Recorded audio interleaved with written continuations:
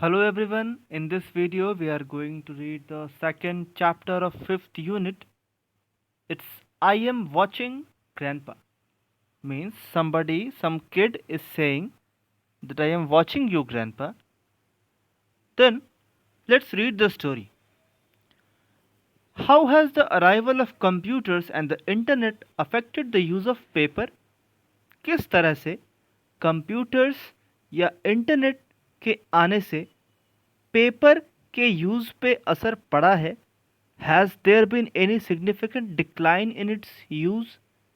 क्या इन कंप्यूटर और मोबाइल फ़ोन्स के आने के बाद पेपर के यूज़ में कोई डिक्लाइन, कोई गिरावट आई है? डिक्लाइन मीन्स गिरावट. Discuss in class. This one is something that we would discuss in our classes. Now, my sister and I were spending the weekend with our grandparents. मेरी sister और मैं छुट्टियों के दिनों में अपने ग्रैंड पेरेंट्स के घर गया था. This was the first time we were actually staying for more than a day. और ये शायद पहली बार था कि हम उनके पास एक दिन से ज़्यादा वक्त के लिए ठहरने वाले थे. हमारा विज़िट यूजुअली शॉर्टर होता. ग्रैंडपा का घर was located near the noisy, bustling, dusty SP Mukherjee Road, the other end of the city where we lived. मतलब हमारे घर से शहर के ठीक opposite side SP Mukherjee road, जो कि काफ़ी भीड़ भाड़ और शोरगुल वाला इलाका हुआ करता, वहाँ उनका घर था.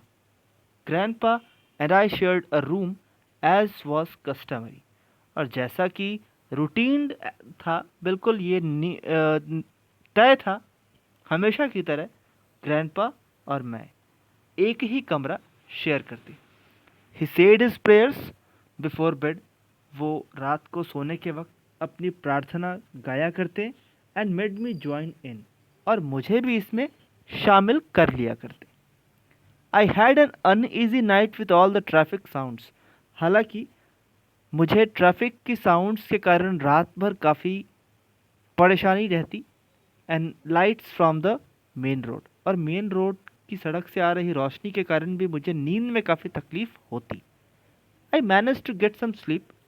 मैं थोड़ी बहुत नींद तो पूरी कर लिया करता, लेकिन was disturb by movements in the room. लेकिन कमरे में हो रही मूवमेंट से मैं काफ़ी परेशान रहता.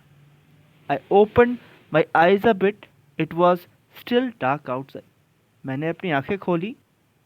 अभी बाहर अंधेरा ही था. Grandpa was sitting up. Grandpa उठ बैठे थे. I assumed he was going to the toilet. I shut my eyes again. मैंने सोचा कि वो टॉयलेट जा रहे होंगे, तो मैंने अपनी आंखें बंद कर ली. A weird rustling sound continued. एक अजीब सी rustling sound means, rustling means what? Rustling means किसी चीज़ के खड़खड़ाने की आवाज़ आ रही थी. I open my eyes again. मैंने दोबारा से अपनी आंखें खोली और देखा कि grandpa and wanted to tell him to go to sleep. और मैं उन्हें जाकर कह दूं कि वो भी सोने चले जाएं. But grandpa had slipped into a faded T shirt. लेकिन ग्रैंडपा ने तो एक फेडेड, फेडेड मतलब जिसका रंग उड़ चला हो, तो वो टी शर्ट पहन रखी थी. Then he looked under the bed and located his slippers. तो उन्होंने बेड के नीचे देखा और अपने स्लीपर्स, अपने हवाई चप्पलों को ढूंढा. Grabbing a large bag from the foot of the bed. बिस्तर के नीचे से एक बड़ा सा बैग निकाल कर ही गॉट अप. वो उठ बैठे. What was he doing? वो कर क्या रहे थे? Shopping in his sleep. क्या वो नींद में खरीदारी कर रहे थे? Lifting his feet up high, and each step he crept forward stealthily to the door. और वो हर कदम बड़े ही चुपके से, बड़े ही शांति से दरवाजे की तरफ बढ़ा रहे थे. To all the while imagining I was fast asleep. और इस बीच उन्हें ऐसा लग रहा था जैसे कि मैं गहरी नींद में सोया हूँ. मतलब कि जब मेरे ग्रैंडफादर कहीं जाने की तैयारी कर रहे थे, तो उनका ध्यान मेरी तरफ नहीं था. उन्हें लगा कि मैं सोया पड़ा हूँ। I looked at my watch, मैंने अपनी घड़ी देखी, अभी इसमें 5:30 ही बज रहे थे। It was the awkward time of 3:30, 3:30 ही बज रहे थे। The site of a 70-odd-year-old man sleep walking like this seemed so strange I could not control a giggle. और इस सुबह के 3:30 बजे एक 70 साल का बूढ़ा इंसान किस तरह से नींद में चल रहा हो, ऐसा सोचकर तो मैं अपनी हंसी को रोक ही ना पाया। गिगल मीन्स खिलखिलाकर हंस पड़ना। Now he turned around with surprising agility, वो वापस बड़ी तेजी से मेरी तरफ मुड़ते हैं।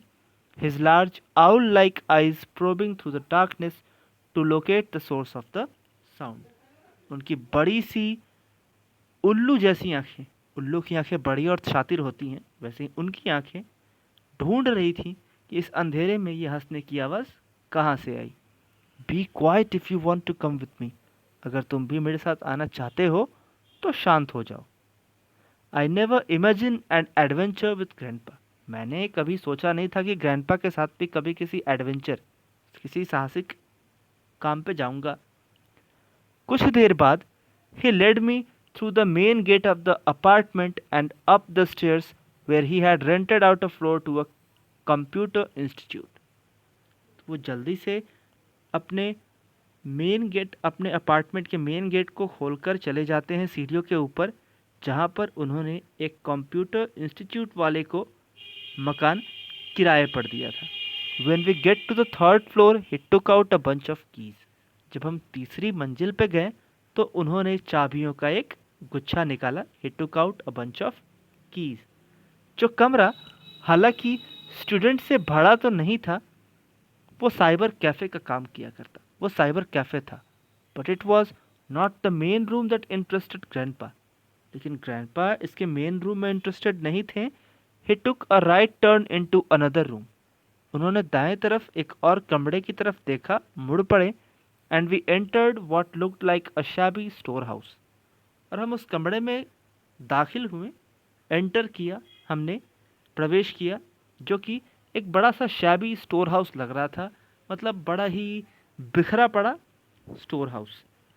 उन्होंने 2 कॉन्फिडेंट स्टेप्स लिए और लाइट्स ऑन की, मतलब पूरे कमरे में अंधेरा था।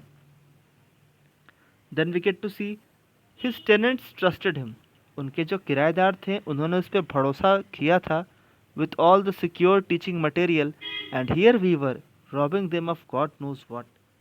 उनके जो किराएदार थे उन्हें पूरा विश्वास था अपने मकान मालिक पे, लेकिन यहाँ पता नहीं हम क्या करने को उसके कमरे में गए थे, ये तो भगवान ही जाने।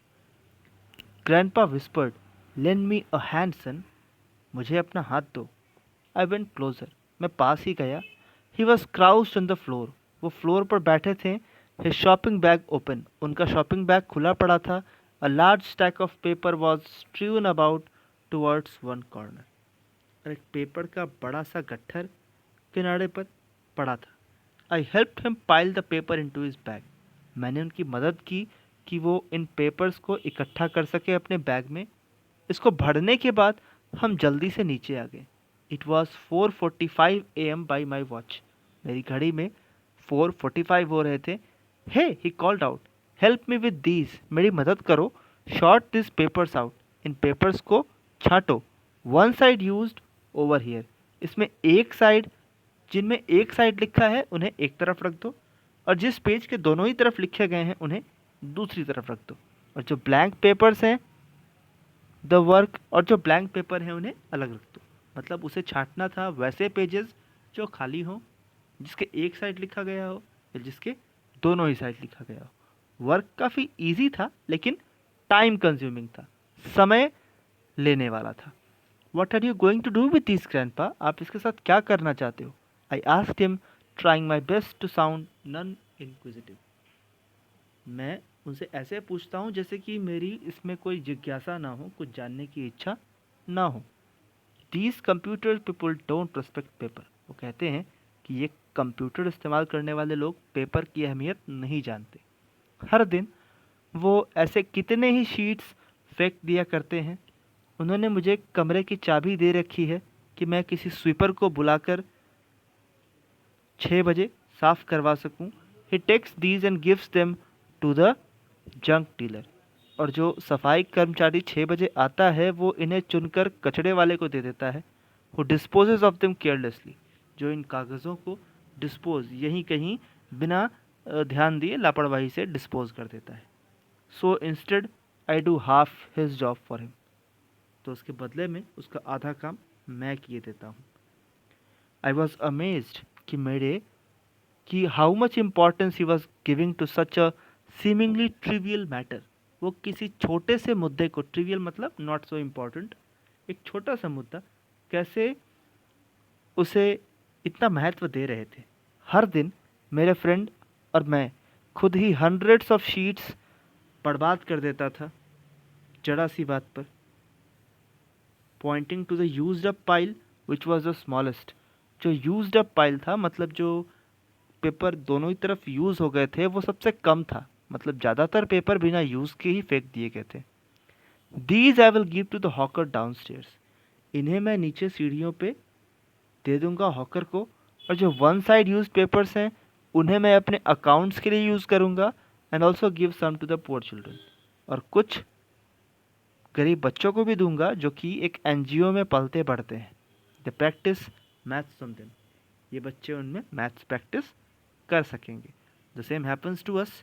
We use to write on every page of the notebook, and ultimately when we see that the notebook is filled with all the pages, but then we realize that half of the pages we have only wasted in drawings and only in rough work. I was shocked, मैं थोड़ा shock था। मैंने सीखा था कि old man had been doing this for months now. मैंने देखा कि वो कई महीनों से ऐसा करते जा रहे हैं।